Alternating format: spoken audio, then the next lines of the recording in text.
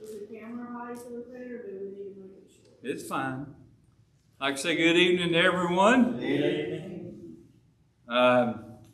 Ran into Mike Holcomb again this week, and I talked to him about the revival, and he is getting pretty excited about it. We're going to try to set some dates here on it before long. I told him that first we'd be praying about it. His church is praying about it, and we'll get together and come up with the dates that we can make some handouts and some advertisement and get that undergo. So be praying about a revival for our churches. And I know we've been in Matthew, but I want to jump over to Luke chapter 22 tonight. We're going to be in the same place in the same story, but Luke has a little bit more details in it than what Matthew has, and I wanted to get into some of these other details that he had. So Luke chapter 22. Short verse in chapter. And if you go down to verse 54, you'll be at the same place we was at in Matthew. Luke 22 and 54.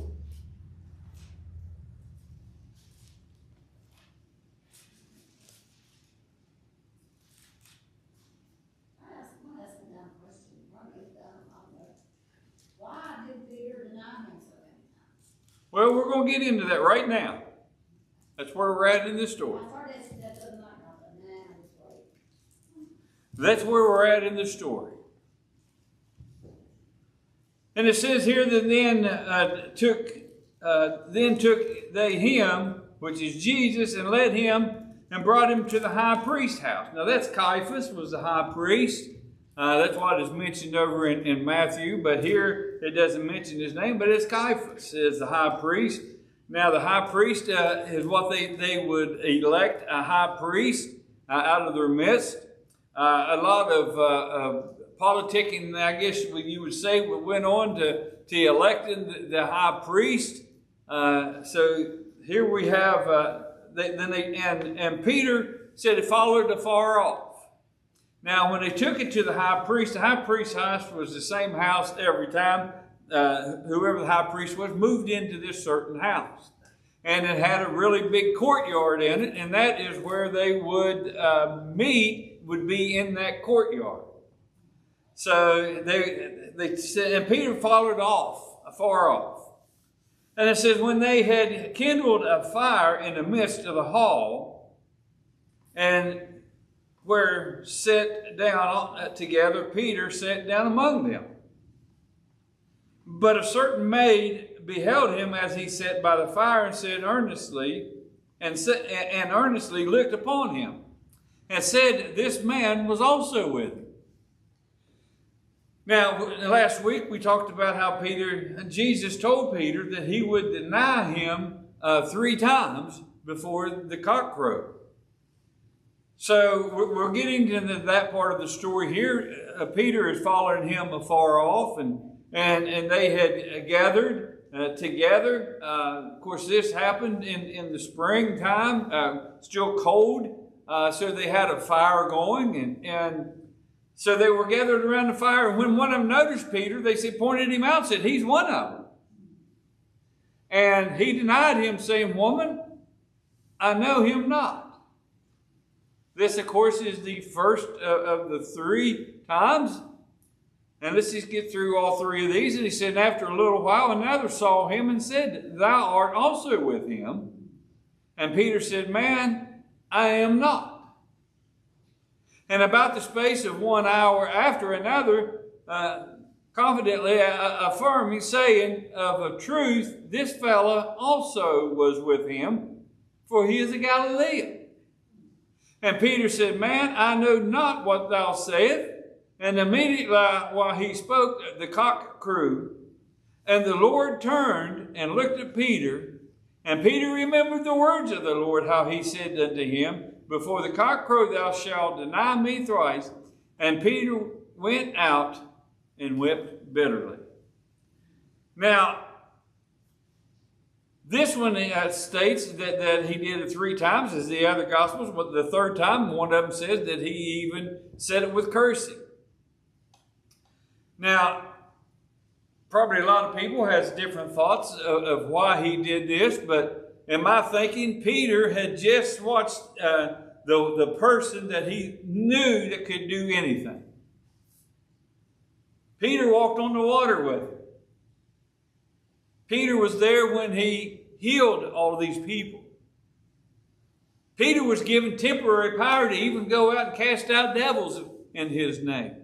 He's seen all the things that had happened. Can you imagine seeing the person you knew that was almighty, that was ready, that could do anything, being arrested and taken away? I would think that his confidence probably dropped a little bit, but the biggest thing is Peter was human. And I really believe that Peter, being human, Peter hadn't received the Holy Spirit yet. It didn't come down to Pentecost, did it, John? Said it came down like a mighty rushing wind, and it filled the room. Peter didn't have that strength yet. Being a human form and seeing someone that was just hauled away, that you knew could do anything, being hauled away, what do you think they would do to Peter if he spoke up and said, yeah, I'm one of them, I'm right there with him? I think fear took over. I think that's the reason he denied. I think fear took over. I think it's a little bit of prophecy there too. There's a prophecy that he would stand alone. Yes. Yeah. I believe if you go back to Isaiah, it says that. But can you imagine Peter? When he heard that and the Lord turned and looked upon him. Said, I told you, didn't he? Looked at Peter, said, I told you. Oh, how he must have failed. What was that he asked him 3 times? Peter, do you love me? Yep. Yeah, now he said, I don't know. 3 times he said, I didn't know. Peter, do you love A me? little bit later.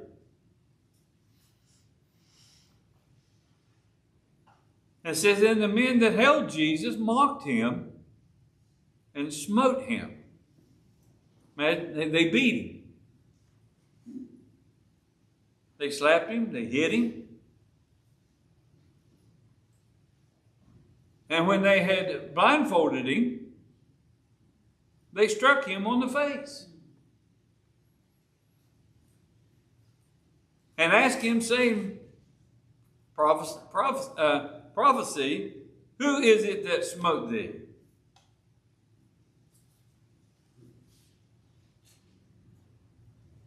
Already started making fun of him, wasn't it? Really getting into this, trying to see how they treated him. Now, if you go back into Isaiah, and I probably should have done that, marked that, went back there, and we could read all the things that they said was going to happen to him. How he would be treated, the things that was going to happen, and how all this prophecy was fulfilled, as we see.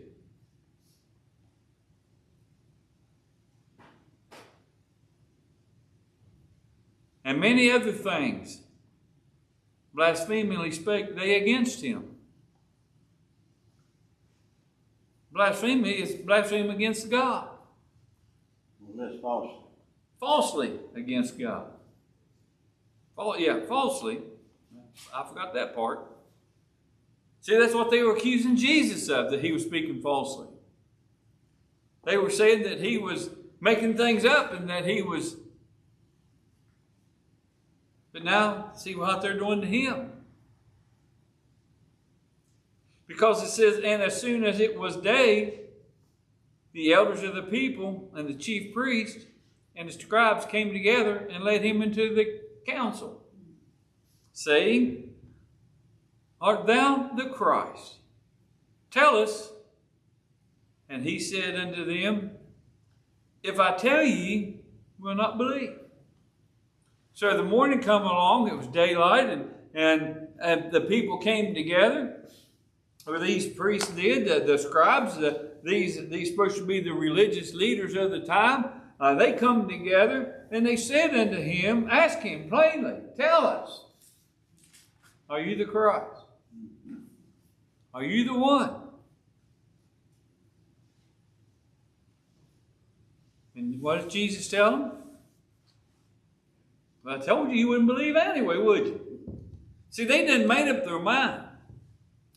That's a hard thing it is with anyone that has already made up their mind on something. It's hard to change a person's mind, isn't it? I remember they used to have a popular t-shirt that was around when I was in school that says, I have already made up my mind, so don't confuse me with the facts. I remember seeing them wearing those t-shirts. And that was a saying it was then. And that's the way these people was. They had already made up their minds with who Jesus was or what they thought he was and what they wanted him to be. So don't dare tell us with the... And Jesus said, you wouldn't believe me if I told you. Unbelief. Kill it. That's the way that we need somebody when we're sinful. We make up our own mind right then and there. Hey, I thought about this person last morning. We judge them before we ever get to know them. Well, I think we are very, very guilty of that. And that's just a human nature. And I've read those stuff when I used to have some classes in college, and they talked about psychology classes. And within so many seconds of meeting somebody, you've already determined something about them. You've already judged them. You already thought about some things before they probably even had an opportunity to introduce themselves or for you to meet them. You've already prejudged them in some manner. Lou Holt said 5 seconds. Yep, could very well be. It wasn't very long. And Jesus goes on and says, and if I ask you, you will not answer me nor let me go. He saying that it don't make any difference what I say, you're not going to let me go, is it? If I say I am, you're not going to let me go. If I say I'm not, you're not going to let me go. So why waste my breath? But he goes on and says, hereafter shall the Son of Man sit on the right hand of the power of God. The Son of Man, that's what he referred to himself as. And so he's saying that I am going to sit at the right hand of the power of God. Now, I don't think they like that very well. Like that's probably Caiaphas. Read's coat there. Yep. Because that was blasphemous. It is. Now, in the other gospel says that they rent their clothes and yelled that he blasphemed and rent their clothes. Of course, they rip them open. And I remember when I used to go up and help put on that Easter play, this was one of the scenes, of course, we always did in the play. And they always had the one that used to do that all the time, he had a robe that he would rip open, and it had little snaps on it. So when he ripped it open, it would come open. Where one night, they decided somebody else was going to do it. When he ripped his open, he had buttons on it, and all the buttons come off his robe. So we had to gather them all up after they got a little dark, so they could take it back and sew them back on his robe. Just a little funny thing that happened. But yeah, this is where Caiaphas would have ripped his robe and rent his clothes and at what he had. And he says, and then said they all, art thou then the Son of God? And he said unto them, yea, say that I am. In other words, ye say that I am. You're saying that I am. You're saying that I am the Son of God. But now Jesus also, in several different places, told them that called himself the Son of Man, which was a common name given to the Christ that they was expected, the Messiah that would lead them out. He said, and they said, what need we any further witnesses?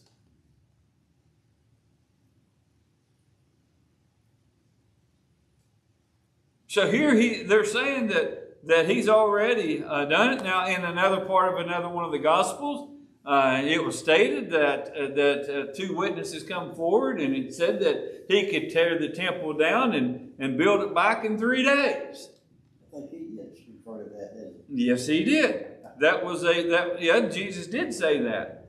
But he wasn't speaking of the temple. Of course, he was speaking of his own body. That once they would kill him and put him into the grave, that in 3 days he would come out. Of course, they didn't understand it to be that. And they brought in some witnesses that said he said that, and that was one of the things that they used against him. So here they're saying, what other witness do you have? He's already admitted it with his own words. For we ourselves have heard of his own mouth. And it says, and going into the next chapter, it says, and the whole multitude of them arose and led him unto Pilate. Now, Pilate was, you understand that the Roman Empire was very large. And they had different sections of it that was ruled by governors. Just as the United States is a very large territory, and it'd be hard for one person to rule over everything that happens in all of the territories. So that we have states that broke out, and we have governors of each state. And that's the same way it was here. There was different governors for the different parts. Remember when in the birth of Jesus we studied that he was warned, Joseph was warned in a dream to leave and go into Egypt. Now Egypt was of course a different country, but it was still under the Roman rule. So Egypt had a different governor than what the governor of Israel had, of Israel. So them escaping over into another area that they had over in Egypt, it wasn't a foreign country, but it was under a different governor. So here we see them also, they've taken him for this governor, which was Pilate, and they began to accuse him, saying, we found this fellow perverting the nation and forbidding to give tribute to Caesar, saying that he himself is Christ the King. Now, the reason they accused him of that, instead of saying that he says he's the Son of God and all this stuff, they could care less of religious matters that was happening in these provinces and these territories that the Romans ruled. Now, Caesar was, of course, the main ruler. That was not his name, but that was his title, just as Christ is the title of Jesus. So when they're saying that he was perverting the nation, I mean, they were saying that he was trying to cause an uproar in their nation and forbidding them to pay tribute, or he was forbidding the people from paying taxes. Now that they would take very serious. Did you see anywhere or hear anywhere in his teaching that he said anything about not paying taxes? Well, he did say at one time to render unto Caesar what is Caesar's, but render unto God that which is God. Now, I guess they could take that a little bit and maybe twist the wording of it a little bit and try to accuse Jesus of that. But here they were just saying that he is having them not to pay tribute to Caesar, saying that he himself is Christ. Now, see, the thing about the Caesar of that area was they considered themselves to be gods. They was the god that ruled over the earth because they were on the earth. So they called themselves a god, or considered themselves to be a god. And people had to treat them as so. So when they accused Jesus of being the Christ, or their Messiah, or their king, or Christ a king, then he would be in conflict with Caesar. And Pilate asked him, saying, art thou the king of the Jews? And he answered him, said, thou sayest it. Then said Pilate to the chief priest and to the people, I find no fault in this man. Now, I am sure that Pilate, being in that area and being from that, he has heard all about Jesus. Matter of fact, he had a Roman that would spy on the people, and he would get all of these reports by. So he would be fully aware of hearing of Jesus and his teachings and his healings and the other things that he did. So he found no fault in this man. And they were more fierce, saying, he stirreth up the people, teaching them throughout all Judea, beginning from Galilee to this place. They're getting louder and more bolder. Said, but you know, in other words, you got to do something with him. Now, when Pilate heard of Galilee, he asked them whether the man was a Galilean. Now, that's a different territory. It's different than being in Jerusalem.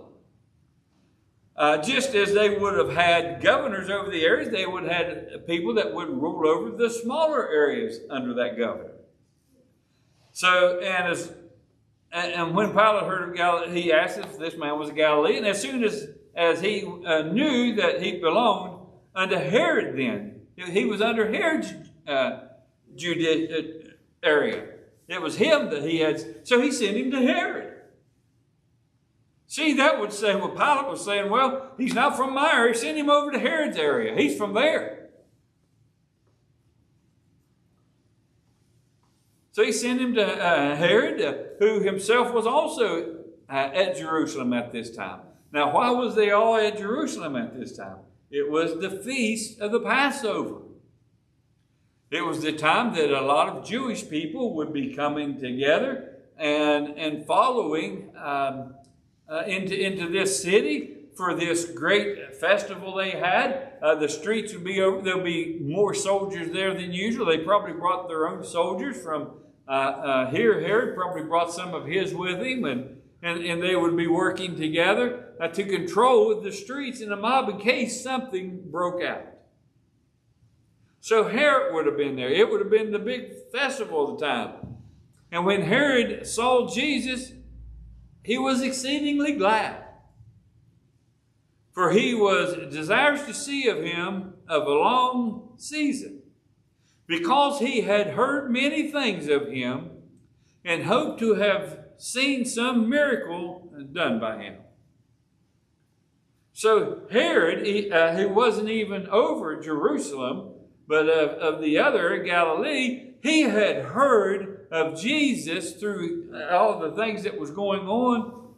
And can you imagine, and I've always said this as we're teaching this, that there were those that followed after Jesus that truly wanted to hear the teaching, who believed that they were looking for the Messiah, and there were those who were along for the show.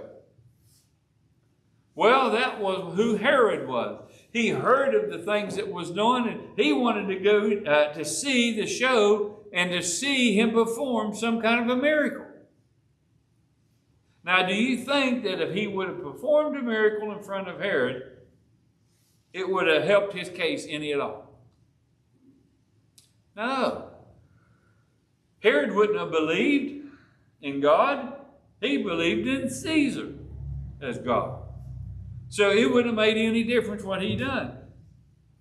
But Herod was excited. He said then he questioned with him in many words, but he answered him nothing. See, Jesus already knew it wouldn't do no good. He's not a believer. He wouldn't believe if he did tell him. If I performed a miracle, it wouldn't have done any good. He's not getting out of this. And the chief priest and scribes stood and vehemently accused him. And Herod with his men of war set him at nigh and mocked him and arrayed him in a gorgeous robe and sent him again to Pilate. Well, why did he send him to Pilate? Well, I'm sure Herod would say, well, this is Pilate's territory we're in right now. We're not back in Galilee. So it's not going to do me any good to do anything. Let's send him back to Pilate. This is Pilate's territory.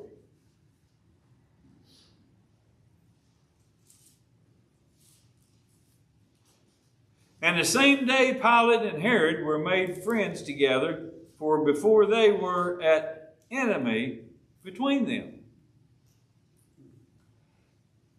See, Jesus could even bring the enemies together against him, because that was what God needed to have done.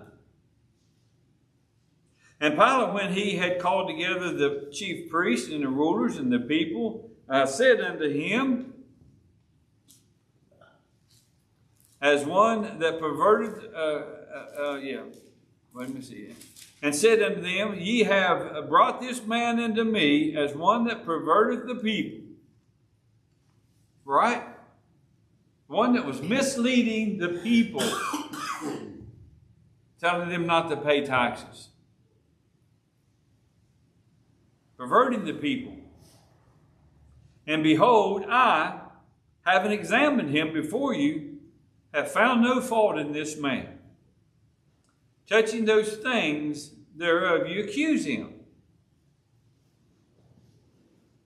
Jesus claimed to be a lot of things and did a lot of people, but misleading the people was not what he did. Pilate could see through it. He says, no, nor yet Herod.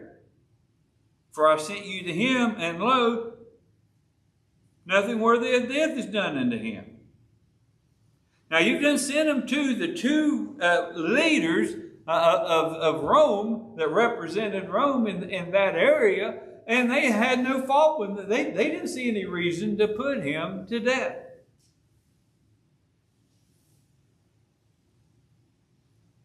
He says, I will therefore chastise him and release him. Now, chastising means they would probably beat on him a little bit,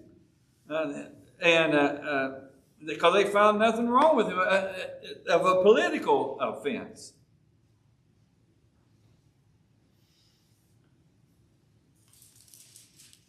He says, for if necessary, we must release one unto them at the feast. And it goes on in one of the other Gospels, because I did read them all concerning these points here. This was a tradition that was done, and that they would, at the feast, the Passover, that they would release one prisoner. And Pilate remembered having one in the prison that was one that was a really bad guy. And reading that, he was assured that they wouldn't want Barabbas being released, because he was one that perverted the nation, that caused trouble. He was even a murderer. Surely they wouldn't want someone like that released back into their society. So he brought him out, and according to the other Gospels, that he put them to a vote and asked them who is it that they would have them to release. And here in 18 it says, and they cried out all at once, saying, away with this man, and release unto us Barabbas. Now, can you imagine being Barabbas? For just a minute. You're down in your cell, knowing that what you have done in there for murder, and you can hear the crowd outside getting loud and something going on. Can you imagine? He's saying, well, they've come to get me. My time has come that they're going to get me, and they're going to kill me for what he's done, because he knew he deserved it. They coming, the guards get him. He's probably fighting against them, not wanting to go, and they take him out and they stand him up. And which one of these two men you want? He looked over at Jesus, and he probably already heard of Jesus, heard of the things he's done. And he said, well, I'm a goner. Because this man here, he didn't do anything. But then they called out to release Barabbas. Release Barabbas. This man that was guilty as he could be, knew that he was about to be murdered, and they set him free. Same thing Jesus did for each and every one of us. We were guilty of sin, and hell should be our home. But he stepped out and said, take me instead. Now, he didn't say, take me here. He didn't have to. He already knew the crowd was going to say, take him. He says, who for a certain sedition made in the city and for murder was cast into prison. Pilate, therefore, willing to release Jesus, spake again to them. See, Pilate didn't even want to be the one to kill him. He's talking to them again. But they cried, saying, Pilate, therefore, willing to release him, spake unto him. But they cried, saying, crucify him, crucify him. And he said unto them the third time, why? What evil hath he done? I have found no cause of death in him. I will therefore chastise him and let him go. And they insisted with loud voices, requiring that he might be crucified. And the voices of them and of the chief priest prevailed. See what happened with Pilate? He was afraid to buck the crowd, wasn't he? There were so many there that was hollering out. Can you imagine just a few days earlier than that, they were hollering, Hosanna! Hosanna! Praising Jesus as he came into the city. And just a few days later, they're hollering to crucify. Jesus wasn't the leader, the Messiah that they was expecting. See, these people had been run by Rome. Rome had taken almost everything they had, taxed them to beyond point that they threw them in prison if they couldn't pay their taxes. Took almost all of their crop and their food and kept them poor and made them work for them. They were wanting somebody to take that away from them and lead them against Rome, and so that they could set up their own country again. But Jesus wasn't here for that. That's not what they wanted. They wanted somebody to deliver them from their bondage. I believe that's why they turned so quickly against Jesus.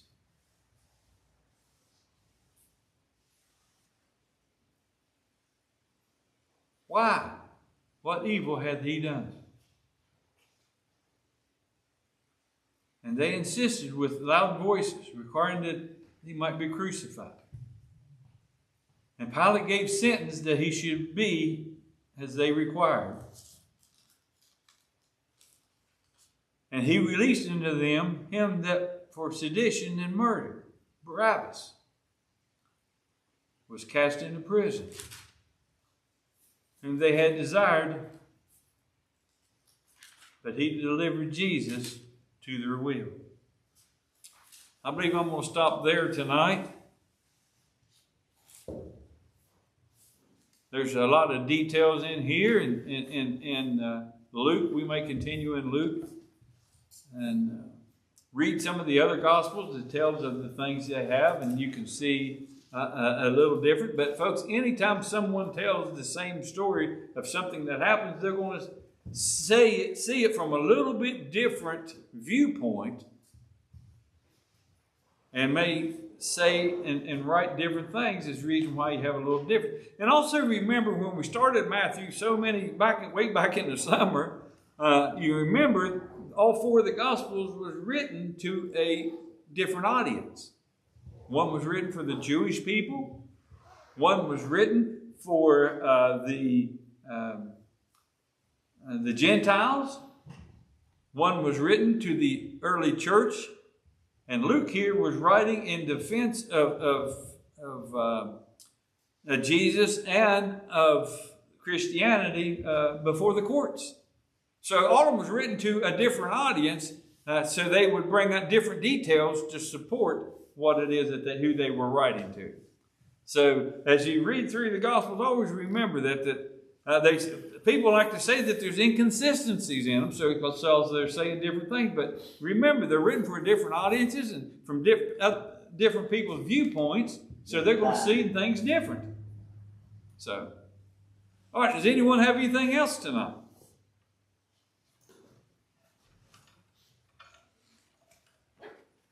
All right.